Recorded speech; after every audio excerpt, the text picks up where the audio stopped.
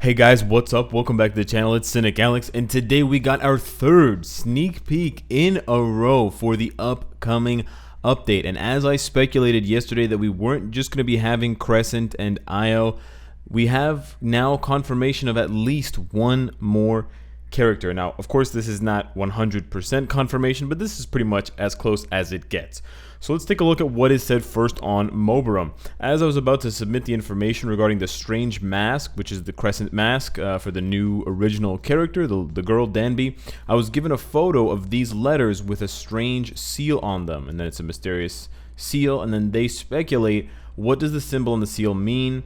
Does the seal belong to an organization?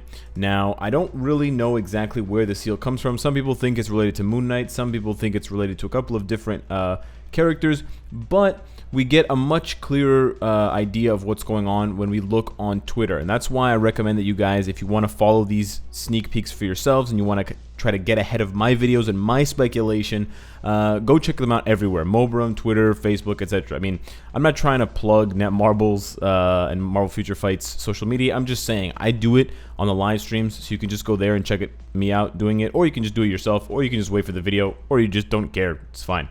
Anyways, on Twitter, they said something completely different. They said, a letter from this character of Arthurian legend can only be seen as an ill omen. And for those of you that aren't too sure, ill omen means something real fucking bad. Don't delay on your answer. When they want something, they don't like to be kept waiting, even if they are immortal. Now, the word they and the word, it sounds like it's a group thing, but they refer to a singular character from Arthurian legend. And when you do a little bit of research, or you go back to my old video, or you just read Crescent's story, Danby's story, it references Morgan Le Fay and how her father, well, not Morgan Le Fay's father, but Crescent's father was selling ancient artifacts or ancient antiques, and I guess one of those antiques was the mask that Morgan Le Fay wanted to get a hold of.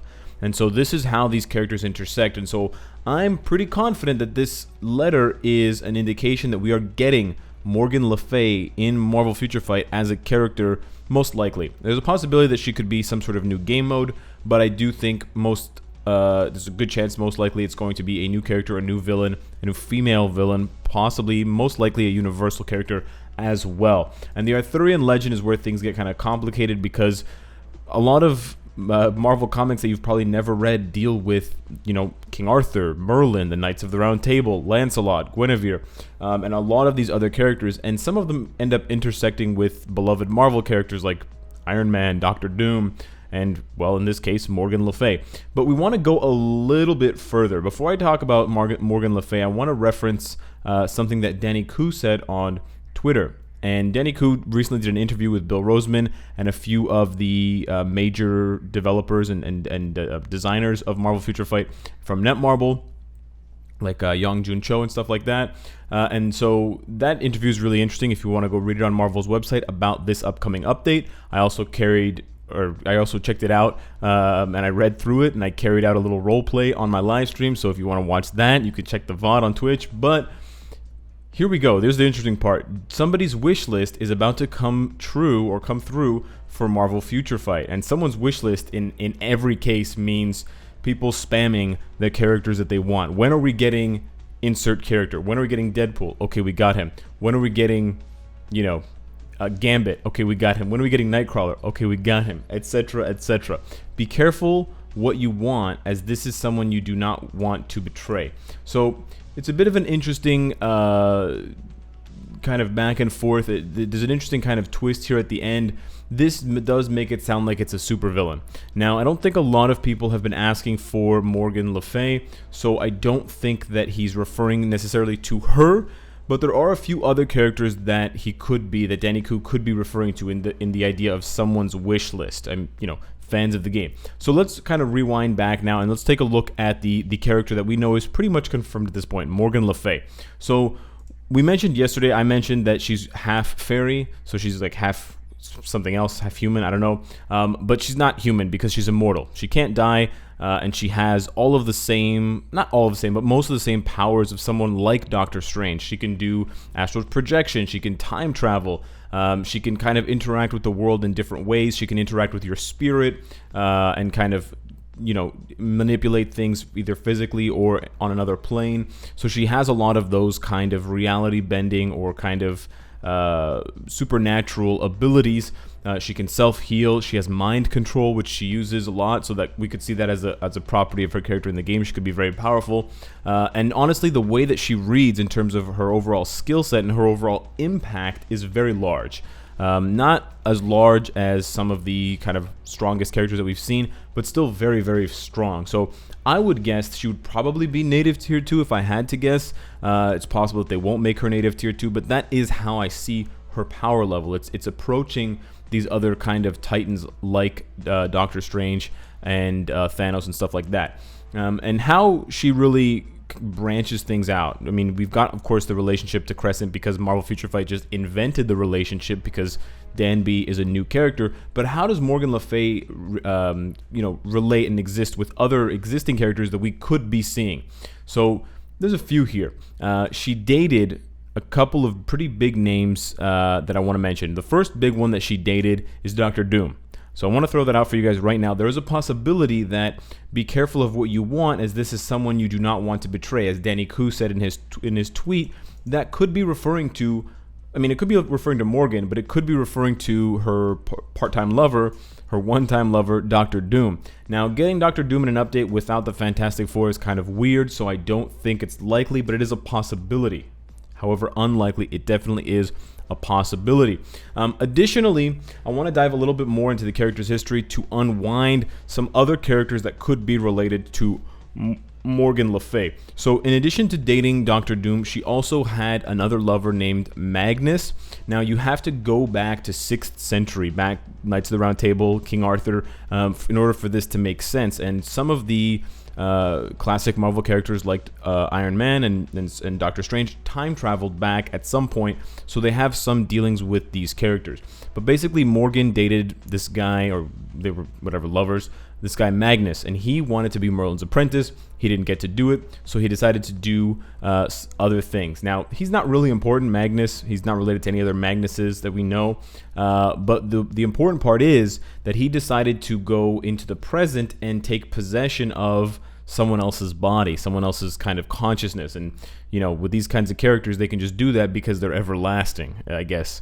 Is kind of the keyword. So what he does is he takes control of Jonathan Drew. Now, for those big-time fans, you know who I'm talking about. That's Jessica Drew's father, Jessica Drew being the original Spider-Woman. And so he ends up being he being Magnus in the body of her father, ends up kind of like being her mentor. He kind of helps her in certain ways. It varies based on what you're reading, but he does connect to that character. And that's basically, 6 degrees of separation. We're kind of doing that right now. So Morgan Le Fay connect to Magnus, connect to Jessica Drew. And Jessica Drew, on the other hand, very much fits that wish list idea that Danny Koo talked about. I'm leaning very heavily on this tweet, I know, but someone's wish list is about to come true. I would say that Superwoman, Spider-Woman, has been heavily requested as a character back when we were still requesting characters like Scarlet Witch. I kid you not. Now, again, she's not the most popular character in the world, but we had that Spider-Verse update where we got Silk, Miles Morales, and Spider-Gwen.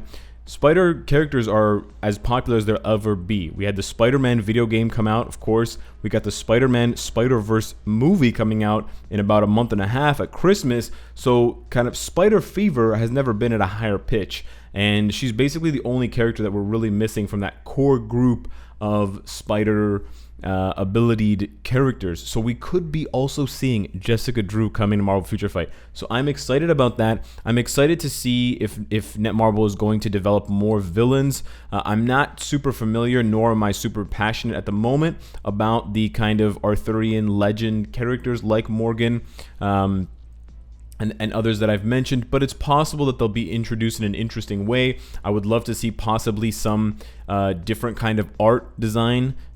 We had the cell shading thing for Hawkeye and Loki, which was a joke. We have the regular artwork, which is beautiful. If they did something kind of a little bit old looking, almost like if you guys have been playing Thronebreaker, that game by CD Projekt Red, beautiful artwork, and something like that in kind of that old style next to the hyper realistic stuff that we have in Marvel Future Fight would honestly look amazing. Additionally, I want to go back and look at the letter one more time because this was pointed out to me and I did some research into it and it makes sense.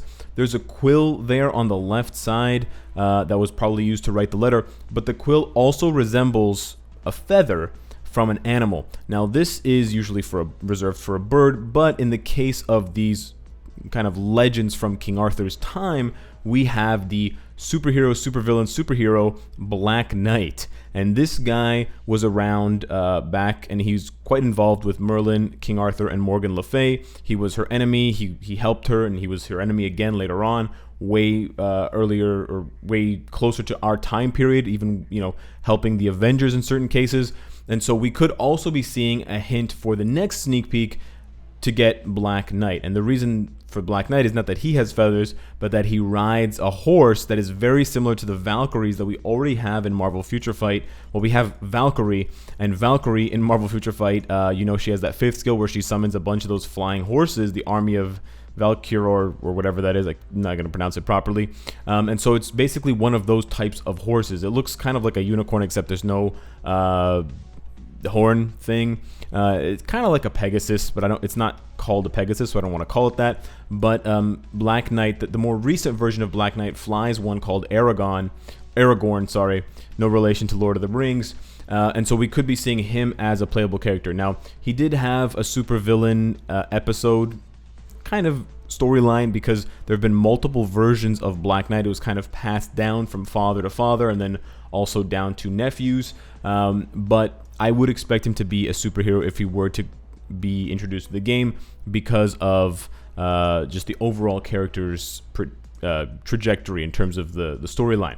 But that is the totality of the speculation that I was able to pull based on the sneak peek and based on the references to people's wish lists and an organization and the letters. So we got, more likely than not, 90% chance I'm saying Morgan Le Fay as a villain, whether this is going to be something like Giant Boss Raid or it's going to be an actual villain or both, or even World Boss, new World Boss stuff. Also possible to get Black Knight as a follow-up character to continue the kind of Legends of the Round Table aesthetic. And then there's also the possibility of the super wish list, heavily requested, long time Young Thickness Spider-Woman. So let me know what you guys think of all of that. Let me know if you've changed your tune about Crescent and Io in case you were salty about it before, because I saw a lot of you guys in the comments and I just passed that shit right up because you guys are way too ticked off about a character. It's kind of unhealthy, man. But let me know what you think down below. Subscribe if you enjoy the content, and of course, if you like what you see, I hope to see you again tomorrow. Take care.